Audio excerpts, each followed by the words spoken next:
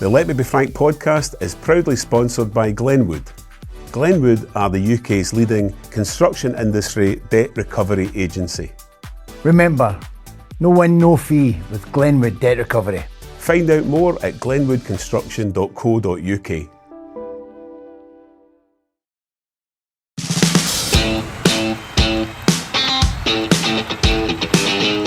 We're back with another episode of the Let Me Be Frank podcast with myself, Simon Houston, Frank McAvenny. Yep. I'm going to huff for you. Why?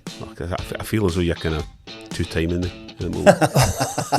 Oh, no, he's never done that before. I've not been known to do that now. Anyone who was looking at the internet over the Yes. week will have seen you standing next to somebody else. Maybe Paul. Your wee pal, wee Kylie, man. Wee Kylie, yeah. I'd met her before, so Had you? I'd met her in the 90s, yeah. Do tell, I think the viewers would like to hear more. Brown's nightclub. Seriously? Yeah, I met her a couple of times when we were in there, staying behind all the regulars and I think Duran and Did all you the stay? boys. It was great. Did you stay back especially for you? Hey!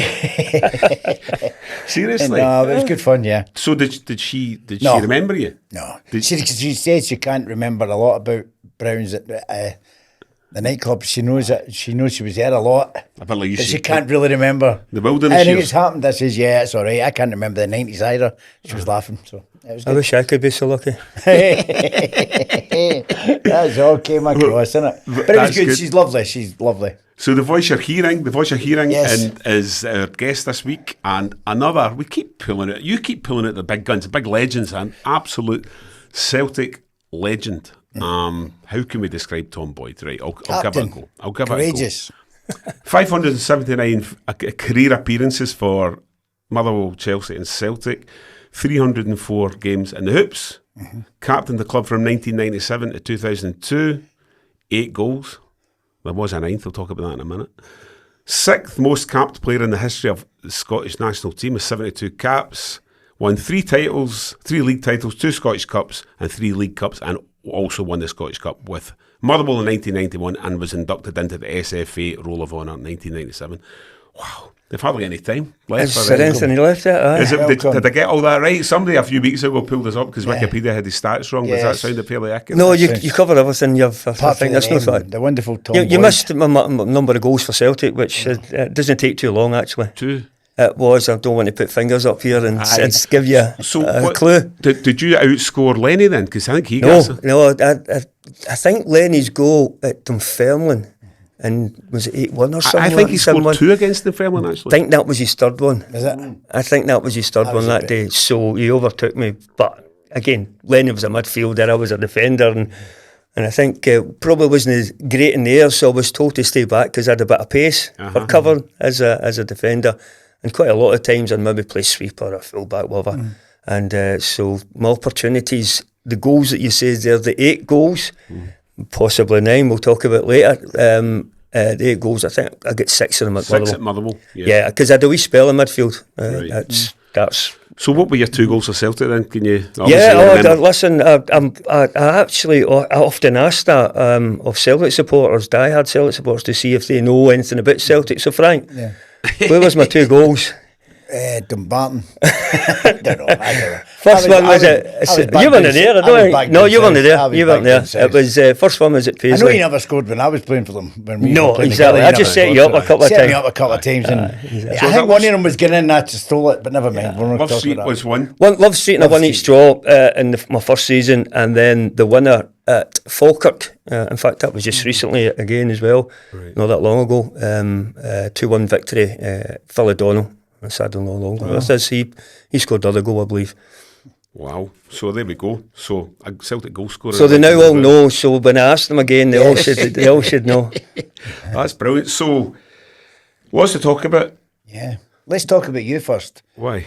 Maybe you getting stopped with Oh, aye. A ticket. It was Ticket. the ticket window at Glasgow Central yesterday. I was on my way back from my training day, and a guy said to me, I was just buying my ticket, and he said, "What's on the podcast this week?" And I thought, famous Tom. 15 minutes. You did say it I made me did famous. say I'll one make you day, yeah. famous. His Go name on. was Martin. Martin, if you're watching. Yes, thanks for watching. Thanks for the ticket. Brilliant. And so that's good. Just so, but loads of folk You're are getting watching out this. there, folks. You're getting out there. Now you know. Now The you know. numbers- Now you the know how numbers we are- feel. the Numbers are great. See, when we thought about doing this initially, did you imagine some of the reaction we'd be getting? Oh, I thought because I knew we were going to get good guests on, so that makes a difference. It's not just about me and you. So Aye. yeah. Well, there we are. So we got lots to talk about. The cup final coming up Yes. on Saturday. Yes. So See, we don't just fling this together, you know. We've got a captain. so actually, before we can talk about that, so James Forrest last weekend, that's just amazing, isn't it? Bro, you couldn't write. No. You couldn't have written a script, could you? It was a fitting way for Yeah. the season to end, the season, that James now can relax in the cup final. Everybody can relax because we've been waiting for it for a few weeks, and obviously the game wasn't that great, so it was set up for James to come on and score the equaliser as it was. So yeah, magnificent timing right at the end of the camp, and everybody went away so happy. It was even better because Bobby Lennox and his family were there. Lovely. And it was great to get a photo. Yeah, that was nice You know, to see. because a lot of times when records get broke, the man's not there that held the record, so that was wonderful for James. That's a good point. Seeing Bobby there is absolutely fantastic. One of the lines, who they were all great guys, and Bob is such a lovely person. As you say, fitting that James was there when Bobby overtaking Bobby's record. It was wonderful. So the question is whether he'll start at Hampden. I think so. I've got a feeling. Don't know. I think the week before against Shinny, he absolutely gave him a roasting. You know, and I didn't. I never thought James was that blessed with pace, but my God, he was. I know. No, he was. James, he has. Doesn't move an neck, but it's just a funny game. But obviously, it's just that game against Aberdeen. I thought he was outstanding, and I thought, then why would you not play him? I'm not saying too much here that he was running against, was it Shinny? But is he going to be playing? Frank, I think you could give Shinny a good run for his money just now. Honestly, aye. I've seen you run into the bar, and you're still got a wee bit of sharpness in you. But James. Now that may come into the thinking of it, but I would imagine if Kuhn, who has started ahead of James, certainly in the league game, if he has started ahead of him, he would get the better of him. But I think for the reason that on the league game that James done so much damage against Shinny, I would think that they go with the boy Mackenzie that plays left back, just more a wee bit of pace, maybe show it up rather than Shinny, or maybe even move Shinny into midfield where he has been. You know? Is that not Mackenzie? Is that not the boy that was hit with the chair? Oh, was it? I'm sure. Have been following that story? Yeah, the Stramash after the match at Tannadice, Aberdeen. I just heard it was a player. I didn't know. I think it was Jack Mackenzie. So he might know. Was it an Aberdeen player? I was an Aberdeen player. I'm an Aberdeen fan, right? But we've got to be careful because there's been Aberdeen fan. Yeah, he got arrested. I think there's been. So we need to be careful what we say about that. But as far as the Celtic lineup, I mean, potentially Maida through the middle. I don't know. Kunan, Forrest. That's not something they've done before, is it? Oh, they have done that. They have. Yeah, he's played. I think Maida's I mean, with that particular your lineup with the two of them either side, but I possibly has. Obviously, listen, we can't prejudge what Brendan's going to do. He's got options there. Yes. He'd be very comfortable with Maida through the middle, or Ida. Ida gives you that target as a big man that we probably don't have a lot of height in the team. If you want those balls into the box, but. He's got options. The luxury of having options, Brendan has, you know. I know there's a couple of injuries, but certainly the luxury of having some options there that I think all managers want. You going to go? You going? I'm going, yeah. Fantastic, me too. I managed to get one in the ballot, actually, after me moaning that I didn't get one in the ballot. There was an issue, I think it went into my spam. See, I got you one as well. Yeah? I got you one. There was one there. Is it? You still got it? No, it's gone. Right. I got two, so thanks very much, Celtic. But I'm working for Hampden. Oh, doing the lounge for it? Lounges, so I'll see some of the Celtic supporters. It'll be good for me and Joe Ledley. Come into the President's Lounge and I'll see you there. All right, okay. Is that the main stand, is it? It's I don't know the main where stand, I don't know where I'll be. I'm in the main stand, but I'm in the upper bit. No, we don't go that far.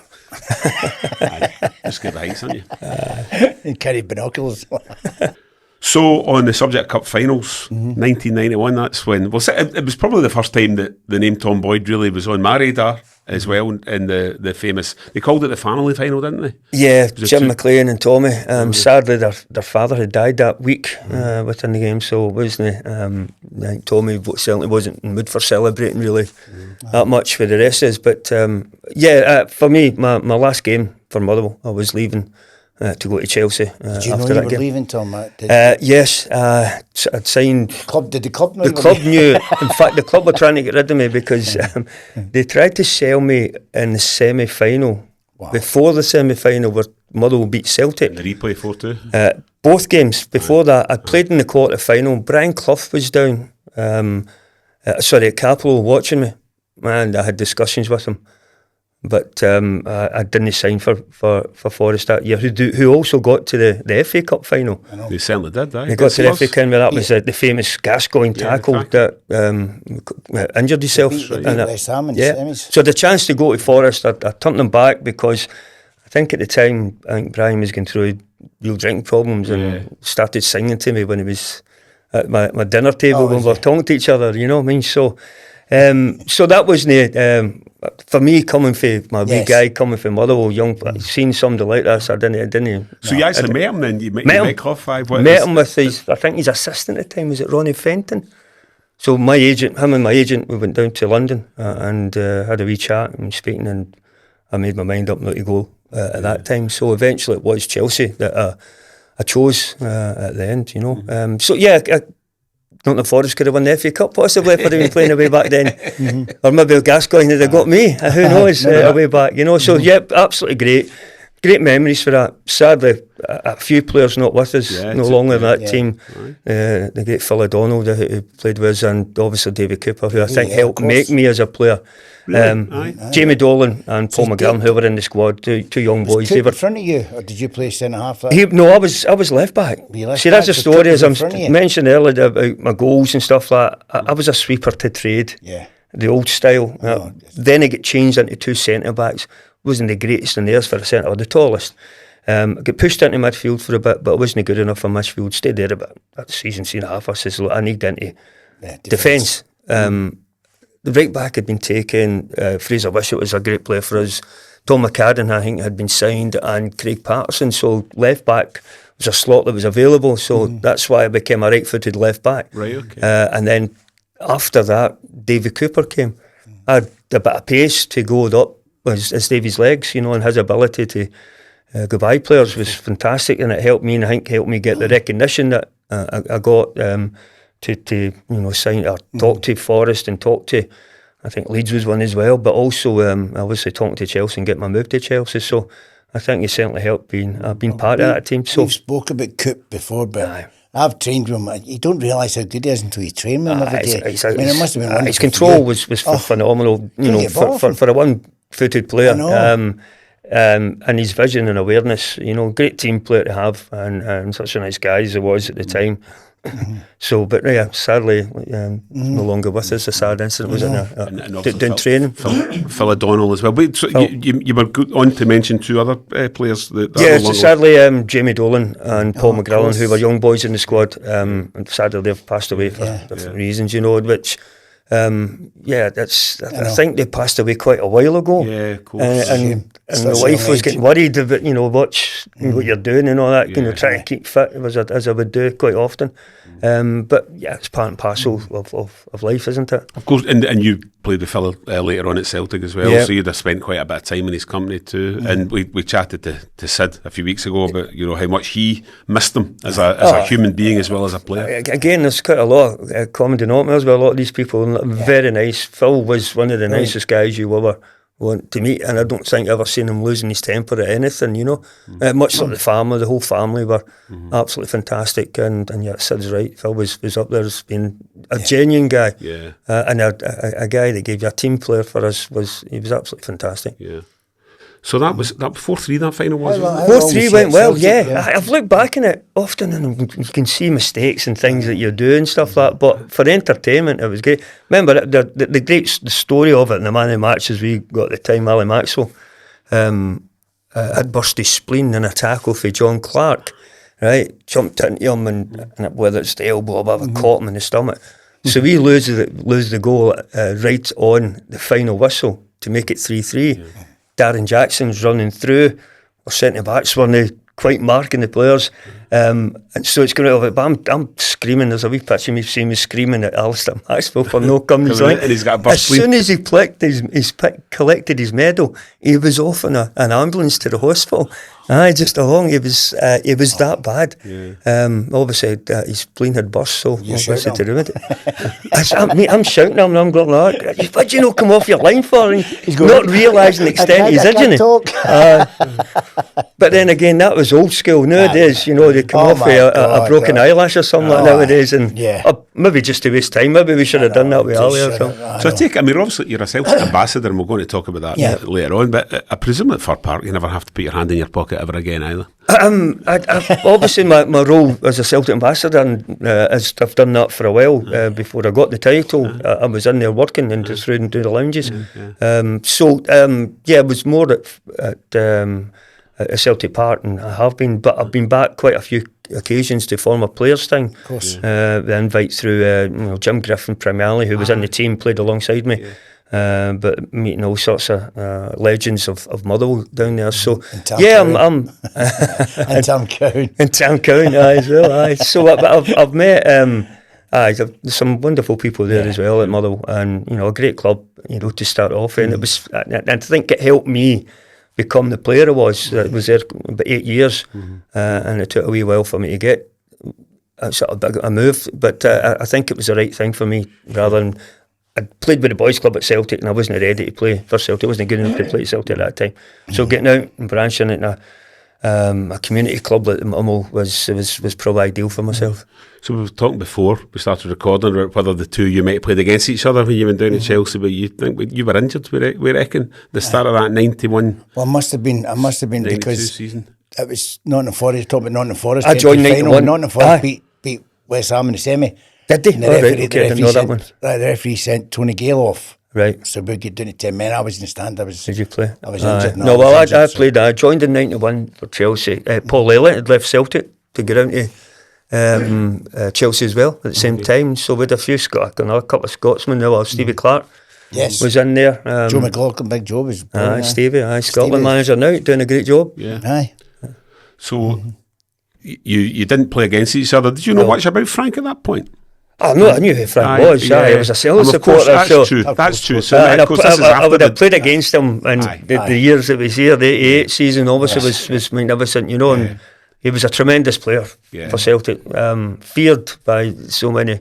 Thank goodness there was a full-back at that time, and not a centre-back as when Frank come up and run riot with lots of. I did have a wee bit of pace. I don't know if he did score against Motherwell right enough. I don't know. I'll need to check the record. When would you have made your Scotland debut? Can you remember? I made my debut in 1990. I missed out on the Italy of 90. Yeah. Myself, Gary McAllister went for a try on the B game at Perth. Gary got picked. That was the two of us were at Motherwell. Yeah. Gary might have been down at Leicester actually. He would have been at Leicester at the time. But we were sort of younger boys. I was about 22 or 23 or something. Was that Andy Roxburgh? Andy Roxburgh was the manager. How can you get a trial for the first team? It was with the B team. But then there was so many established players. So we were younger boys that were coming through. Gary got there and got experience. I missed out on that occasion. Probably because they were well covered, maybe in the position that had been even left back at the time. So I made my debut that following campaign against Romania. I think because there was probably about 15 call-offs, as there was quite oft in those occasions away back for Scotland. So I remember Big Brian Evan made his debut. He started the game. But I come on and helped set up. As soon as I come in, helped set up the winning goal for Scotland. I remember watching that. Hadji tried to dummy the ball through to a player who was on running, but I'd read the situation, I knew that boy, kind of Hadji. Romania, I couldn't remember who it was. I watched your debut in a pub in Paisley, bizarrely enough. But I think you've watched quite a few games in a pub. Keep talking about pubs. But the reason I was asking that is whether you'd never been in Scotland camps together, but you're kind of, after Mexico, you kind of... After Mexico... I think you were retired after that, went to Mexico. Andy Roxburgh took over and we fell out with the phone out. Okay. When somebody tries to... You didn't allow you in a nightclub, is that what it was? When you're a seasoned pro and Andy tries to do a warm-up and he's keep the ball up and that's your training.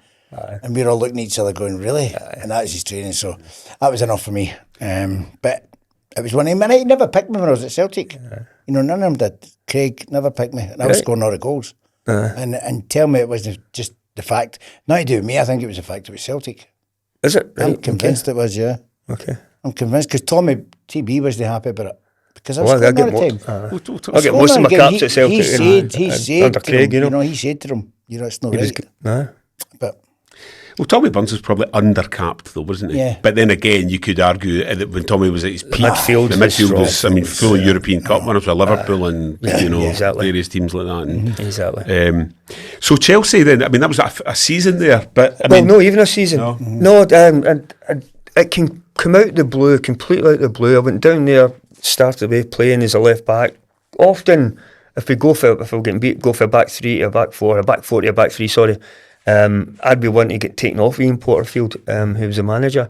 But my last game, I played quite a few games, and then I played at Liverpool at Anfield, and we won 2-1. At Anfield, and that's when the manager decided, had asked me to come in.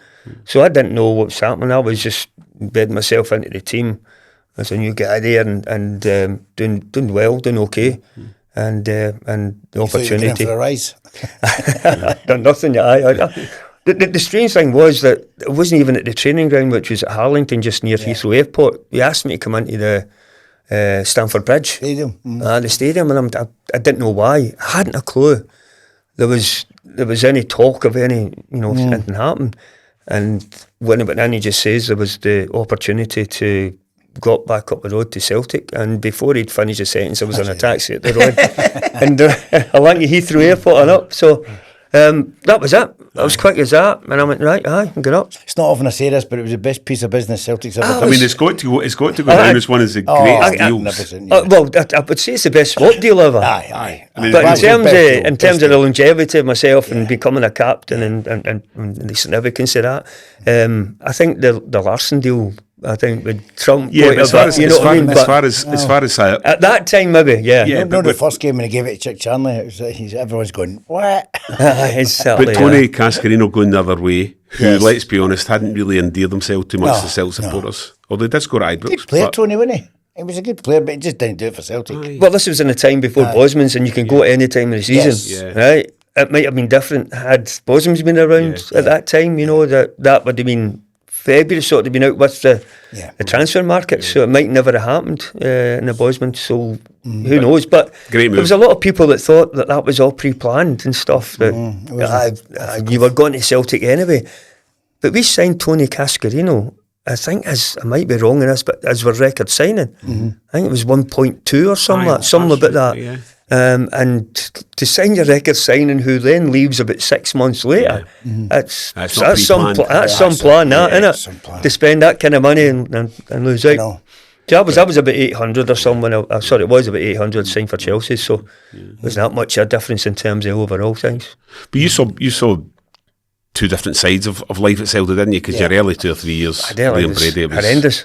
Yeah, and you were. Well, Liam signed me, and it was Liam that signed me. But and just we were talking about it earlier. I scored. He never gave me a contract. He gave me a contract to the end of the season. Yeah. And in that season, I scored 11 and 13. And then he waited to the last day before we got back pre-season before he signed me. So all summer I didn't know if I was getting signed or not.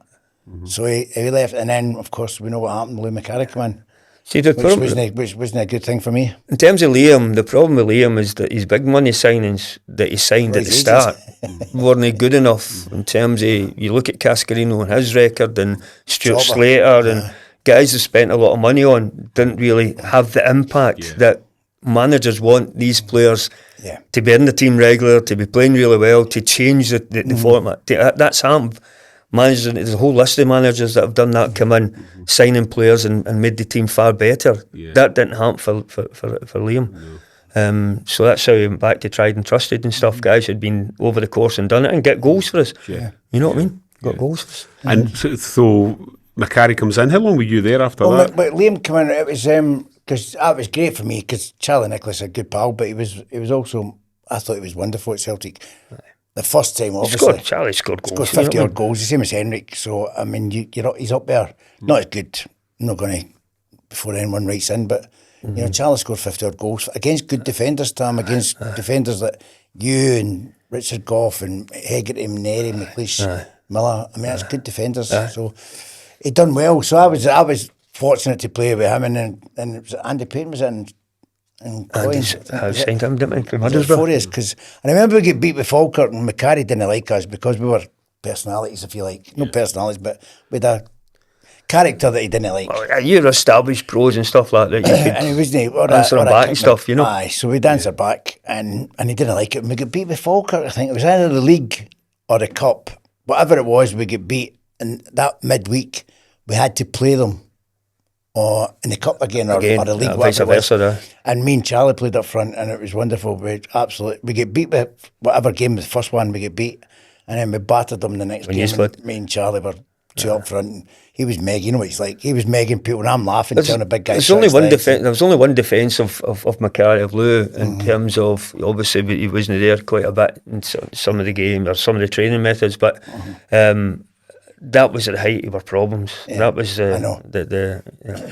Where we nearly went out of business, but thankfully the changeover happened, and that didn't materialise. So that was, you know, players that were signing as we're going. Wayne Biggins come in for a wee bit as well and stuff, you know. So no disrespect to Wayne, but he wasn't good enough for Celtic. He wasn't good enough for the team he was at. You know what I mean? But so that was the height of the problems, and it started to change once the takeover come in. Aye.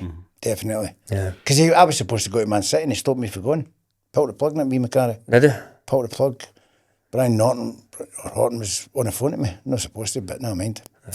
And he said, McCarry pulled the plug. I couldn't believe it, you know, because he wasn't playing with Tom. No. You know, and I ended up going to Swindon. And then things change when, before Martin O'Neill came in. Yeah, they changed. Yeah, they changed. The takeover happened, and then obviously Tommy came in. That was a transformation. After the season at Hampden, we were horrendous, and nobody wanted to be there. Once we come back to Celtic Park, we only lost the one league game. Too many draws that season, but the transformation was starting to happen in terms of the players. We get the three amigos in the following season, played some great football, but again not winning the league. But we were playing against a very good Rangers team with players that they had at their disposal. Obviously Brian Laudrup and Goffs, and obviously what probably cost Tommy's job was Gorham as well, and the goals, you know. So they were fantastic players, and we just couldn't get away past them at that time until Wim Jansen came in, and that was took a wee while to get the players. I was talking about a little bit earlier, but a manager and his players with Liam didn't work. You've seen the difference when Wim Jansen was bringing in quality players. One pass accepted with Mr. Larson. Did you know right away how good he was? He was a good player, great player. You've seen the strength of the guy. For somebody who's quite small, he's I think smaller than yourself or something like that. But the leap that he had, his ability in the air was phenomenal. But the stamina of the guy, he could go, you know, non-stop. That eventually, as you were going through the season, it started to shine. You know what I mean? He got better once he had a right good partner, and the guys like, Fiduka was one. I know he had these injuries up, but he got that. But that was John and Sutty was the two, wasn't it? Sutty, they were tremendous for him. But even before that, I mean, when that game that stopped to 10 against St Johnstone, so I think Sid would probably been his partner up front that day. Sid would have been there. He played. He would have been just off. I think he was his partner to start. He started the game, and Harold came on later on. Jackie was on the right side of midfield. I was right back. You played the ball for Blackback Were you School. right back that day? Were you right back? I was right back that day. I was flexible. I played quite a few games other than being injured, and I played if there was somebody that with a bit of pace, for example, the Cup final at Ibrox, we won the League Cup. Robbie Winters was a player for a great player for them. So he had a bit of pace, so I would mark him. Big Mark Reeve probably go and mark him. You know, so it was flexible. It wasn't just a back four. Jackie would maybe pull into right back or go forward and play in the right midfield if I was going to right back. The Dunfermline game, I covered at left back for Stephen Mahey. There was a few. It's interesting you mentioned that cup final, the 3-0 against Dundee United at Ibrox, because that there was a feeling that day that something really special was about to start. You know, even though Wimmy Anson would have been manager at that point, it was just that trophy that day. I think it was just a real feeling among the Celtic supporters that. Well, it gave us a lift in terms of that was us. You know, we'd only won one cup. Yeah. In the previous so many years, well, it was 8 years probably, and that was horrible to be a Celtic supporter at times. So to get something substantial as my first season as captain as well, was amazing for us, and to win it, we a couple of scares there at Ibrox down the years, losing a cup final to Wraith. Losing the semi-final, you know, when they're there, Frank, to Falkirk as well, at the Scottish Cup to Falkirk as well. So we had a few scars to overcome in that one. But at that time, at that League Cup, we were starting to play really well, and some of the football was great, scoring goals, and so we were confident going to that game. And as you say, that was a catalyst amongst other. The pressure on that season was horrendous. Absolutely horrendous. Simon Donnelly made the point, sitting in that very seat, that nowadays Celtic winning the league with several weeks to spare and whatever. But that season in '98, you didn't know you won the league until 10 minutes before the final whistle. Well, we should have won it the week before, as probably Simon passed on. And I do remember being in the car with Henrik when we heard Alan Mitchell had scored at Ibrox, and so we're known.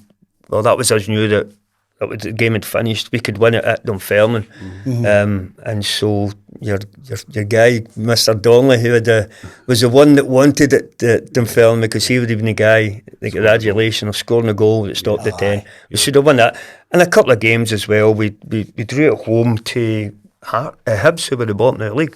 So just stumbling a couple of times over that line.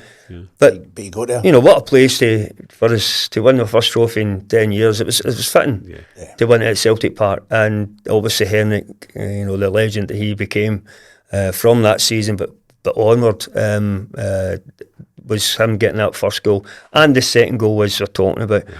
Just had to step up. You know, need the captain to step up to the mark and start getting the winning goal. You know, other set, the one that secure it. You played the ball up the flank, didn't you? Who crossed that in? Was it Jackie? Well, that was it. So I'd read. Liam Jenkinson was running down the line. I've read it. I've taken the ball off him, so I'm running up the line. And Sekeli Oglu, who was a midfielder, was coming to try and close me down, but I'm waiting wee Jackie getting the better of Alan Preston. Right, but I'm waiting, and Jackie, I knew I had the pace to do him. It was just a matter of the timing, but Sekeli Oglu was closing me down very rapidly. And the crowd could hear this, and they were giving me words of encouragement. I think it was, I wonder why I'm deaf just now with the hearing aids, you know. But so I was just waiting on that, and eventually the passer found Jackie just for a long ball over the top, and Jackie's weight of pass into Harold. Obviously Harold's pace got him the better of the defenders, so that was a fantastic finish. You could have stopped it then. We were never going to lose. No. It's a game we should have won by more. But there was the one chance. Anxiety, though, wasn't there? There was anxiety because we were only 1-0. What was that? 12 minutes. I can't remember the exact time of the last the second goal. But because of what we'd done the week before, being in that position and then losing that late goal, you weren't going to let it happen. And also that we had to win in that last to guarantee it. And with the crowd being so anxious, they knew then that Rangers must have been winning at Tannadice. So that all was building and building. The longer we were going without that second goal, once we got that, then that was all over. It was just cruise for the rest of it. You know what I mean? Fantastic day, best day of my life. Now we're about to talk about Tom's very famous own goal for Brazil in the World Cup. And if you want to avoid scoring an own goal in business, then contact our sponsors, Glenwood. Glenwood are specialists in business-to-business debt recovery, focusing on the construction industry. So if you're in business and someone's messing you around and not paying you what's rightfully yours, and you feel there's nowhere else to turn, then that's where Glenwood come in, and they can help. That's right. I say it every week, and it really is an important message. If you do the work and stick to your part of the deal, then it's only fair that you get paid and get paid on time for the job that you've done. Absolutely. If you want to get paid faster, get in touch with Glenwood. And you can visit their website at glenwoodconstruction.co.uk. And most important of all, don't forget to tell them Frank sent you. So it was it felt like the kind of start of something good. It was obviously the following season, with Dr. Joe didn't quite work out the way everybody'd hoped, but he brought Lubo in. Well, he brought some fabulous. Brought Lubo and Johan Mjällby. Johan, what a player he was for us as well. Determined, great player. Eventually, position as a defender was, I think, the right one for him. He played in midfield for good spells, but to get him back in there, and again there was a transformation. It's no often after one season you lose your manager, so there was another change that was quite often. I was getting, I think I had a record at the time. I don't know if it's changed, of having played under most managers, not just caretakers. Right. Played under most managers up until my time that Martin came in, and then it sort of stabilised. Because we had Liam, Lou, Tommy, John Vim, John Barnes, Dr. Joe, Yeah. John Barnes, and then Martin. So that was 7 Jeez. permanent managers in the space of what that was before Martin came in. So that would probably have been about 8 years or something. And 9 years. Kenny took the team. But he was only a caretaker. I think that he wasn't a permanent manager. He should have took it rather than John Barnes. He should have been manager At the time. But I think Kenny was wanting to, just oversee somebody and take over as you could do. Managers come in, but it didn't work for John. After the turn of the year, it started to fall rapidly. Well, there's a question for the Celtic historians, and I'm looking at you, Matt Corr. I know you're a regular watcher, but any other Celtic players played under more managers than Tom Boyd? That'd be an interesting one. I seen Matt last week at a game. If you include caretakers, it's about 100. Yeah. And that's a reminder as well to follow us, hit subscribe, Yeah, do all the get up. usual, keep the numbers growing. The numbers are great. It's brilliant. Do you know out of that team you're talking about? We're talking about Henrik. Yeah. I didn't get a chance to play with him, but I was so pleased. Not that he left Celtic, but because everyone was saying, it's in Scotland, he's doing all these wonderful things in Scotland.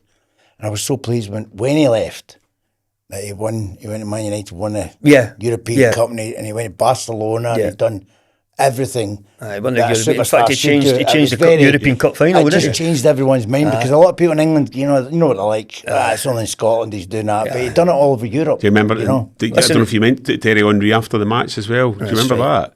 When he was giving him high praise. he said people are talking about F2. They're talking about read Zlatan's book. You can't speak Highland of it, Henrik. And that's some standard of know, player it's that a you're good- talking there it's a that's good- giving him it's a credit. good- it's a good book as well. But we knew that at Celtic. I know, but we all knew it, strong, even watching. But you remind me of yourself, Frank, the ability that you have in the air. But in terms of your ability to score goals, you were great in there as well. And a determined bugger as well. I didn't like getting beat, even at training. That was terrible. Exactly. Well, that's a shame. And now you've taken that detemination onto the golf course as well. Yes, I know. But he's not as good. I know, but he usually makes sure he's marking But he the is, card. yes. I've experienced that. Ribbings a couple of times. I'm with you Friday, didn't I? What handicap will I give myself today? I know. Anyway, I think we were starting to talk about Lubo and Lubo, that was a great. Lubo, outstanding player. The most two-footed player I've ever seen and ever experienced. He's so comfortable at it with his left and his right, and he could trap the ball better with his backside than I could with my feet. That's a great bit of Right. footage. That's great. Remember that game? That so was good. at Hearts, I think. It was Hearts down at the main stand. Aye. So that was the player, and just somebody who had ability that only people could dream of. You know. Yeah. How did And you what get you're him? talking How did about- to get him earlier? I mean, Yeah, well, you're talking about that as a praise of players that gave Henrik credit. Zidane Yes, right. said, I think, similar to about Lubo. Yeah, best number 10 he played in France. Aye. Outstanding. We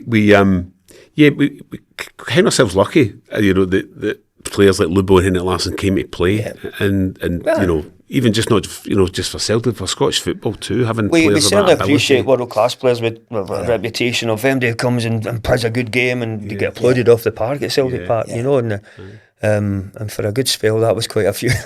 But Frank was making the point about why did no one get Moravcik earlier, but I mean his career, it wasn't that he played for nobody, and I mean he played well. I suppose he played. you know for, what I mean. Yeah, You know, actually, do you know what? You're absolutely right. Good enough to Fast be at the top. What did we get him at 32 or something? 32. 32. So you're getting in where some clubs don't touch I know. Yeah, players exactly. over 30 or something, or they're too old or stuff like that. So by that time, maybe he was happy where he was, maybe he wasn't suited for whatever. He was a definite number 10. He could play right across the front line as he did, but more that kind of role. So some managers don't like that role. You know, they don't like that one. Now, in the modern game, would Lubo be able to track back the way Maeda and stuff like that? You know, no chance. No chance. No. Well, that's interesting, because on that very subject, Jackie Mack was talking about the Barnes year and the system that John Barnes wanted to play with the 4 banks of 2. That's right. And the 2 wing backs going up and down and up and down. And the problem that he was saying was you had Moravcik and Berkovic were kind of sitting behind the 2 frontmen. And they maybe weren't the best. They were very limited in their tracking back abilities. Yes, I think I'm putting that politely. I think there's a diplomatic ambassador. I'm allowed to swear on here. No, you can do what you lazy. want. Lazy I'll say that. Lazy fuckers. Yeah. But like Lubo, I suppose, as well, you were coming towards the end of your playing career when Martin O'Neill came in, but you still had eventually started to get phased out, and Paul took over as captain. I think 2002 was the season. Towards the end of 2001, I played about 20-30 games that season, and whenever I wasn't there, Paul would be taking over. In fact, he was there for a good bit the previous season, because I had 2 back operations under John Barnes. You know, it wasn't just Larson that was out with a leg right. But eventually I would get. I stayed on, I think, a year. Martin was kind enough to offer me a contract for my last season. And you moved in the middle a wee bit as well, didn't you? Do you know, you played kind of. I'll go back to where I was, as I says. That was back to my roots as a sweeper. Yeah. And then you're with Big Bobo and Johan and stuff like that. Yeah, it's a big cigar job in there. Yeah, of course. I remember at the time when I think my last derby game, I think it was at Celtic Park, and the technology was starting to come in, and they could wear a heart rate monitor. And because I think I was playing sweeper, I think it was Big Jim Henry was our fitness coach. He was asking us about it, and my heart rate hadn't risen at all. So maybe I was just delegating everybody. Maybe I was doing a Lube or an El Bekovic or something. Maybe you didn't have to do anything but in front of you. The players, exactly. That's a good point. Yeah. I know. Can you imagine me with one of the Hearts things on the Monday? Nah, I wouldn't work with it. No, I'm not going there. No, you can't go there. This man's dead. So it's not offering me breaking news, and let me be frank, we've got some breaking news that just come in, and UEFA confirming that Scotland and the other host nations will have to go through a qualifying process for Euro 2028. Reached a decision following a meeting in Bilbao today. Scotland's obviously one of 4 joint host countries for the competition, alongside England, Wales and the Republic of Ireland. So basically what it means is... We're not getting there. Well, there's 2 places, but if none of them qualify, then the 2 countries, the home countries with the highest points in the qualifying process will get there. But there is a chance Scotland won't be at our own party. That would be very Scottish. Which actually, I hope we qualify, but we don't get a chance. We don't play at Hampden because we're record in the last tournament wasn't very good. Not many fans there, though, were there? Two defeats and stuff like that, you know. True, yeah. I'll look at it the other way. The forum could get in then. Basically, I'll go that way. Yeah. Oh well, I'd like to see always optimistic, Frank. Yes, fancy a wee wager on that, Frank? No. I used to gamble, but no. Yeah, but so that's. I don't know. So it's you know, I suppose there would have been an assumption. Well, you're a host nation, you'll probably be there. But now, so that gives them something to think about. I wonder who the manager will be for that campaign. I think more importantly, what's the group we're going to win? Are we going to be lucky like England to always get the easiest group in the world? Do you know why I've got so optimistic about Scotland? Because see the boys that are going abroad now and playing, magnificent, and that's great for Scottish football. I mean, it's great for the national team. McTominay and Gilmore, and you've got all sorts of players over there, and there's the other boy in it. Adams is over there as well. Lewis Ferguson. My God, it's a proper Scottish flavour in Serie A this year, isn't it? And they're holding their own, and they're doing very, very well. So, and I've heard a wee whisper that a couple of the youngsters from Scottish football, I'm not going to name names because it came from one of them's dad, but they want to go abroad, and that's a change in the dynamics of what used to be at Scotland. Scotland always wanted to go to England or go to the big clubs in Scotland.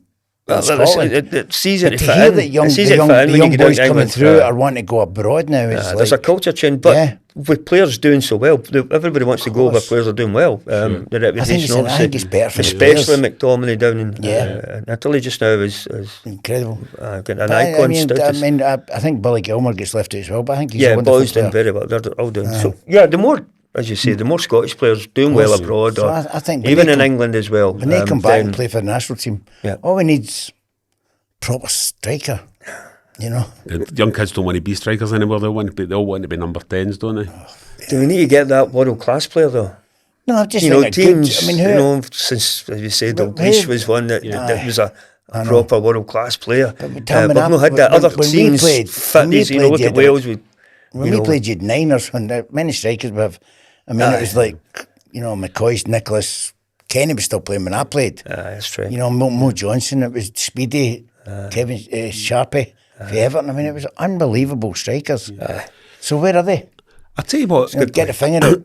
I've listened to Willie McStay on this subject. I might have listened to you talking about it too. But the kind of post-Brexit situation, which unfortunately clubs at Celtic are having to watch young players, Ben Doak, for example, going down south because English clubs, it's now easier to look north of the border than get young players from Europe. I wonder whether the changes in what's happening politically now with the new European kind of trade relation increase that we're watching in the news. I don't want to get too political on you here, Frank, but you know, but I'll be interested to see whether football might benefit or you know that allows the English clubs to go back into the European market again. Because I'm thinking about a young guy McArdle that's played a couple of times recently, and you know, me and my mates are all thinking, oh well, deal with the next. Well, the key thing about these players, and a lot of them, is trying to get them first team football. But there's no better judge of that than Brendan. Yeah, we see players once every now and again. You know, he sees them all the time in training, so they know if they're ready for it, if they're ready for that step up, and trying to get young players opportunities. I managed to get 8 years at Motherwell as a provincial club, and coming through the ranks, experienced, and got there, and eventually got ready for the next move down to. It was just before the Premiership down in England, but then up to Celtic. So it's trying to get these young boys game time, but managers is certainly with Bren. It's all geared about success. So. They tend to maybe have a shortism in terms of what their thoughts are, and well, hold on, I need to win this game, or you avoid this or do this. So the young boys maybe not getting their opportunities as much just now. It's a much chat down at West Ham about Daniel Cummings, who's just left Celtic to go down there. You know, he's an example of. I think he's they're talking about him for next year. He's going to be. There's going to be big changes at West Ham. There's going to be big changes, but it's whether these boys can make a move in there. They'll be very well rewarded in terms of their contract, which is nice. But I think we'd rather see them playing and becoming national players and getting experience. And any point, Cummings is a striker, is there any point going down there and no playing as well? You know, what I mean? He's not a number 10. He's a striker, and West Ham need a striker. And if he's got anything at all, you know, they'll put him in. He'll definitely put him in. You know, because I can, Billy Reid, you know Billy. So, Billy, I keep in touch with Billy, and he's the gaffer will put him in because there's going to be big changes in the summer at West Ham. So look forward to that. So when you think about the great Brazil World Cup teams, and you think some of the great goals they've scored, you know, what's the best Brazil World Cup goal you can think of? Oh, a guy for Scotland scored that one. I think I'm just about to leave here. Is that why you get a t-shirt? That's just a load of questions. Look at this day. That's just an accident. That's just an accident. My wife was away. The only thing that's missing is 98 on that. That's Sunday, you just can't see it. No, this is a present from my good lady who was in Brazil on holiday the other week. I didn't, and I only when I come in and somebody said that. Does that mean that'd be me? That winding nine up. Do you know the sad thing about all this? Because we haven't qualified since then. I know. For the World Cup. That's right. And I was watching somebody score an own goal to take the pressure off. I was going to ask if you were the last person to put the ball in the net for Scotland. Well, no, Craig Burley against Norway. Yeah, the next game. Won each game against Norway. So probably somewhere in like the Brazilian equivalent of like the kind of, Hampden Park, the museum, your name will be there somewhere because everyone who's scored. My name will be down in the Copacabana beach somewhere. Tom Boyd rescued us in the opening game in 1998, and to be fair, I was actually feeling sorry for the Ronaldo at that time, who was having mental problems of not being able to score against Scotland, the big Ronaldo, which he had on later on in the. It was because he wasn't scoring against us. So I felt sorry for him. Have that one on me. You've got that in your locker. You're very kind to people. And when the World Cup came around,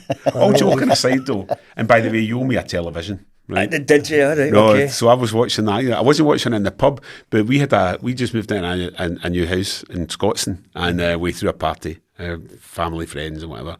And I don't want to embarrass her, but my sister, a bit of a Scottish nationalist, big Scotland fan. when that own goal went in, she chucked a glass of wine at the telly. Was I getting cursed in the household? You might have been. I might have been getting cursed. I think we've got to go deeper than that. I think we've got to have a wee word with you every time there's a football game on, you're drinking and that. You got a problem. Frank's not getting an invite. Yeah, that's his problem. Could have been a contender, Frank. Aye. But no, joking aside though, it was heartbreaking because there's nothing you could do about it. It was, and being so late on in the game, I didn't walk it back. I've not watched it back until I think it was 2 years ago. Couldn't face it. You know, I just seen. I thought I hit off me and it's come off my chest and run. But when I look back and you see it closer, I think the reason why I've not tried to play it somewhere just where I am, I think it's getting close to my arm. And I've went like trying to get my arm, so it's just come off my chest. Yeah. And I was hoping Colin Henry had some pace, but that didn't happen. So yeah, listen, nothing I could have done. The Ronaldo I was talking about, who caused us so many problems, an outstanding football player. I'd blocked him, going into the box, trying to stop him from getting into the box. He tried to run across me.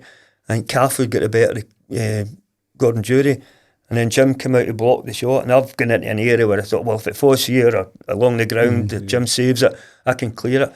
But it came up in that area where I thought it sent, and I don't know if I've tried to get that away and it's went in, so that's my excuse. In hindsight, you know how you'd better give a penalty. They would have scored it anyway. I know. I suppose it wouldn't have been made on goal, but I'm just trying to, imagine. Sorry, just on that, Simon. I'm not get quite a speed. That's why I'm a defender. I didn't the speed of thought of you inside the box. The predator that you were, Frank. You know what I mean? Yes. I was just clear at all costs, and then it comes up at this height. What do I do? Aye. Well, you would have went like that. Oh, put my head there. I'll trust it in. Yeah. That's a goal. I know. I've got to try and get it the other way. I know, it's a bit different than that. But it must be quite a thing playing in a match like that. The opening game after the opening ceremony, would take place. Well, there was a wee story there as well. We got all dressed up in the kilts when it was about 80 degrees. It was a wee bit hot for that. Then you come out. This was a time that I've changed it now. You know, you like to come out, get a warm-up, enjoy the atmosphere and the crowd coming in and all that, and the songs and the parties and all. We were not allowed any of that. What size of this room is probably about triple the size of this room. That's what we had to work on, inside.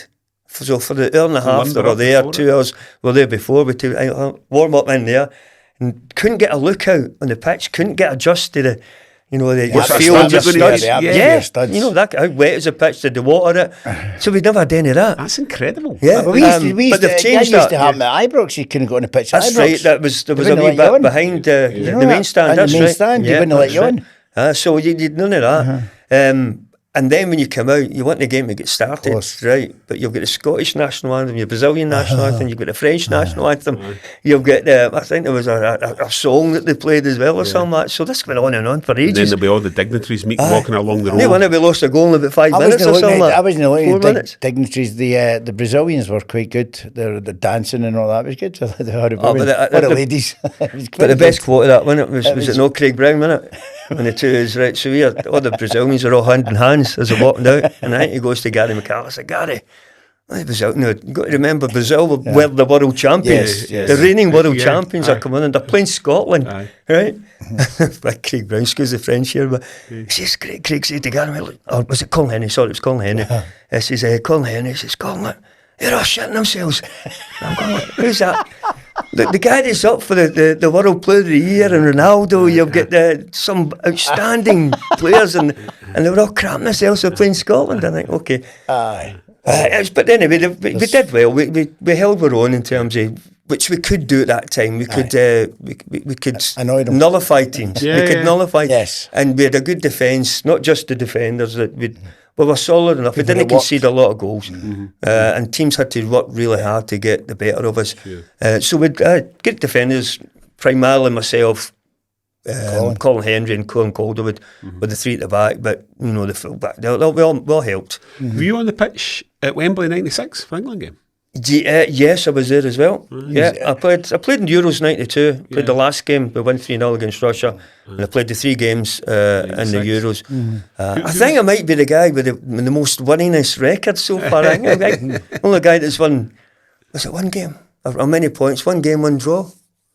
1 game, 1 draw in that game, and I think that was it. That's 4 points. Well, if you count it as 4 points. But I'm thinking of the game at Wembley. That's also when Gaza lifted. It was Colin Henry's head that lifted the ball up, wasn't it? Aye. But you didn't. I was in the vicinity, but I was over this side doing the job. Hopefully, Colin would have got there, or Andy would have saved us as he's done on many occasions. Well, we're hoping to have him in a few weeks, so we can. There's a few things we can ask him. Not next week, the week after. A few things we can ask him. Yeah. That's good. But that's good. But I mean, joking aside, what an incredible career though. I mean, you've played World Cups, Euros, titles coming out your ears, you know, and any regrets? I don't know as quite as what's going on now with Celtic right now, but yeah, listen, we could say we were the start of it, you know what I mean? I was there at the start of the period of domination for Celtic when we sort of certainly when Martin took over. Vim was one to stop that, and then when Martin took over, the period of domination is probably as good. The only better time would have been when Celtic won in 1967. Yeah. So at the moment, the football's great, but 88 was no bad era. 88 was no bad, and then 10 men won the league. But I'm talking about the generation of dominance for Celtic. What, 13 titles in 14 years. That dominance is amazing. Kids now going to the game, I've never seen Celtic do anything else other than win. Yeah, exactly. That's an argument. There were games when we were playing and they couldn't see us win a game. I know. I reckon there was a spell at Hampden where we played 17 games and only won 2 of them. Depending 12 draws and 3 defeats. That's during the Hampden season. The Hampden season. When that was like with Pat McGinley, probably top scorer that season or something as well. I think Pat was top scorer a couple of seasons possibly. Wow. But 10 goals or something. I suppose James Forrest, he's I was going to say he's got a good head on his shoulders, but he's a smart lad. He probably realises that, you know, when you're comparing the honours he's won to Bobby Lennox, and Bobby Lennox was playing with the Lisbon Lions, but equally against a really strong league where anybody could have won it. Yeah. Whereas obviously in the last 10 years there's been a domination. Well, Rangers were getting to cup finals as well, weren't they? They were a team that did that nobody's going to say it. James's, the records are there. I mean, I know what you're saying, but putting it to, can't compare. I'm not diminishing. I'm just saying compare anyone. No, listen, it's a period of time. Listen, we all have our opinions about who was a better player and stuff like that, but what he has achieved is unbeaten in the history. I don't think James will ever compare himself to Bobby Lennox either. No, that's what I'm saying. I'm not diminishing the achievements, but I mean, we're talking about different eras. It's a record that records are meant to be broken. And in fact, and you know, he'll be rightly proud in years and years to come when he'll probably. I've got more caps than a Graham Souness or something like that. You know what I mean? In fact, even Danny McGrain had more caps than him. You're not saying I'm a better player. You know what I mean? But I know what you mean. What we've achieved in an era is absolute standing, and to score and you know, as well as that record, but to score every year in that so far, he's still got another year, I believe. Well, there's the thing. So there you go. He's still got another season. He'll probably make it 17 seasons in a row. You were talking about earlier on about somebody saying that it was because he played for Celtic didn't get capped. Have you talked about earlier on? Can you remember? Me. You. Aye. It was yourself. But if you look at the Lisbon Lions, on that very argument, I mean, Berry all get 3 caps. I know. No, there was definitely some. I think they get just about barely 100 between them. Aye. You know, Big Billy maybe get 30. I think when you go back to when it was, I don't think it was the manager, it was picking the team. Yeah, the teams and stuff. The committees or something like that they were picking. Certainly when I was playing, in my time that didn't happen at all with Craig Brown because Craig picked me. Well, I think what I'm talking about, I think there was a lot of strikers when I was going about, so it was easy to leave me out. If you know what I mean, it was a lot easier to leave me out and. You know, I mean, obviously there weren't as many games either. I don't think in those days, international matches in those days. When you think of somebody like Perry Hall or Bobby Murdoch, you know, the lack of caps. I know. Anyway, but to consider the standard of football that these guys had, I think there was certainly they deserved to get more caps. You know, whether it was, as you say, a great time for Scotland, which. We qualified for a couple of things, but never qualified for others. You know what I mean? But that game at Wembley when they become unofficial world champions, when they beat England, the World Cup winning England team, I mean, they could have played the Lisbon Lions. There's nothing to stop them doing it. Well, there might have been injuries I'm unaware of, but obviously, you know, Dennis Law and people and Jim Maxler might have something to say about that. May have some decent players as well. You know what I mean? Exactly, but that was a proper, a lot of quality. But for digestion this weekend, what's your thoughts? Since right. we're coming to the end, I would imagine. Yeah, we're getting close to it. Oh, sorry, I thought you were talking about the Sunday or some. What was doing this weekend? No, This weekend, right. no. Are we playing golf or something? No, Friday. You mean prediction time, Frank, for the cup final? I'm in prediction time. I've got to get a... Well, you just have to look at the last couple of results. Yes. The one at Pittodrie and obviously the semi-final at the League Cup where we battered them, dismantled them. I don't think it's going to be that again. I think Celtic will win. I think they're just too strong for most teams. And certainly the cup final and the record that Brendan's got is unbelievable as well. Not having lost a game there, that's an amazing start. Yeah, long may it continue. Long may that continue. So if you're a betting man, you wouldn't win much with putting a bet on Celtic. I've what I mean? got a feeling it's going to... It depends if we get a go early. Put your I think fiver on it. It could be... I don't gamble. I've gambled too many times with weddings, but no, I mean, I would, I think it's going to win by 2 or 3. I think so.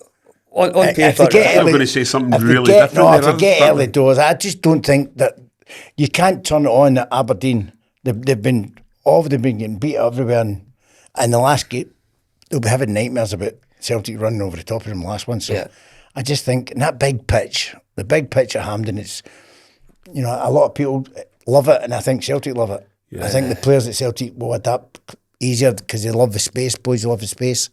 I mean, you give Celtic space, you know what we can do.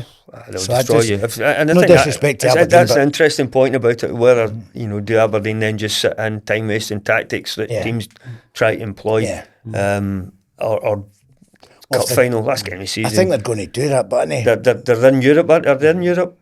Yeah.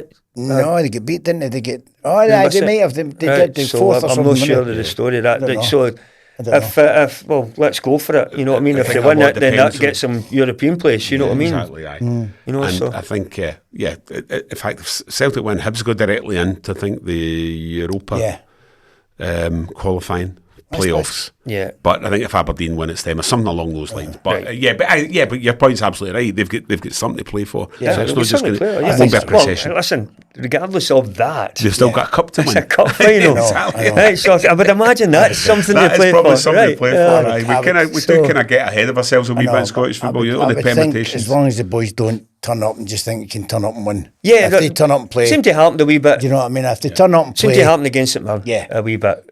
But St Mirren were very dogged in their defence. We did play well. It looked like a game. It looked like a pre-season game. Listen, there's a lot. Because you've got a cup final. I get it. They've won a league cup final. I get on occasion you'll get games like that where a team comes out, or if you don't start well, then you can't really change it around.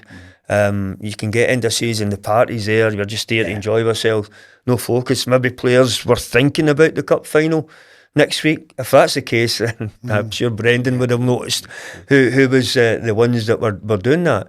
So, it'll be interesting to see what the team will be for next week. I think that's the key. Whether James will play or whether I think the boys will they'll get on. I've got a wee prediction 3-0 and the boy Kenny will score. He'll come on and he'll score. 3-0 and Johnny Kenny anytime. Anytime. I think he'll come on. There you go. So any bookies out there? And leads us on to any bookies out there want to sponsor the programme, because we're going to do the Makazaka. We're going to do Makazaka soon for the start of next season. Yeah, we're going to do it regardless, but if there's a bookie out there that wants to get on board with that, you're more welcome to get in touch. Good. Nice, very good. Segue into it. So we're just about there because we're in fact, this is the longest episode apart from Brian McClure. Brilliant. This is a belter. I really enjoyed this. Well, Brian's had a very fruitful career, shall we say? Absolutely. That was fantastic. But just to wrap up, so you're a Celtic ambassador now, so you're enjoying life then? Especially when it's easy, isn't it? You know what I mean? And even if we weren't, the role I play, there's no pressure on you, to perform, and you just go and be yourself and be what you are. Celtic supporter. Be a supporter again. Go around all functions and stuff like that, and just be in the lounges and see just mingling among supporters. So it's supporters like to see players that have done it, and unfortunately there's not enough, I would say, homegrown players left. And it's not a slight. It's just. That's the nature of where we have to look for players. It is worldwide now. Yeah, of course. You look at the Japanese boys come in, so Yeah, just what it is. very often Any good young ones often are snapped up as well, you know what I mean? Completely. But the guys you're referring to, they'll finish their career and then go back home or whatever, so they're not maybe You wonder settling. if James Forrest and Callum will be the last generation of that. Or will we, you know, we hope there will be players, man. I just hope for Ricardo's and some that will start to make a push and stuff, you know, we want to see that. Yeah, you still do a bit of that stuff down at West Ham, don't you? You go down and do the lounges and... They want me to go down all the time, but it's living up here now, it's hard. But it'd be good to go down, but, you know, I've been speaking to Celtic about it as well, they want me to come in. So we'll see how it goes. But I'm there. Have you any football stories to tell them? If you ever come in, tell them. Or maybe they want the non-football stories. That's what they want. That's it. I'm there with Joe Ledley, and we're going round to lounges. So maybe he's at the game. So Joe, be the serious guy. Well, just enjoy yourself and behave yourself as well. Because you'll be back here. We'll be back here next week. We're back here on Monday with a guest. We're not going to talk about who the guest is because it might break the internet. But anyway, I would advise to subscribe and be ready for next week's episode. It's free. It's free to subscribe. Follow us on Instagram. Follow us on YouTube. Subscribe to YouTube, Instagram, TikTok, all the usual social media platforms. Does that call it TikTok? TikTok. And we've got someone on next week that you'll be very interested in listening to. So, Tom Boyd, thanks a million for joining us. Tom. You're welcome. Thanks very much. I wish you all the success in your futures and your guests. I'm enjoying it, but just it's great getting people on and chatting, just football. And I could talk for hours. And even like this week, we got to break some news as well. Fantastic. So there we are. Brilliant. So join us again next week for another episode of Let Me Be Frank podcast, and we'll see you again soon. Take care. Take care.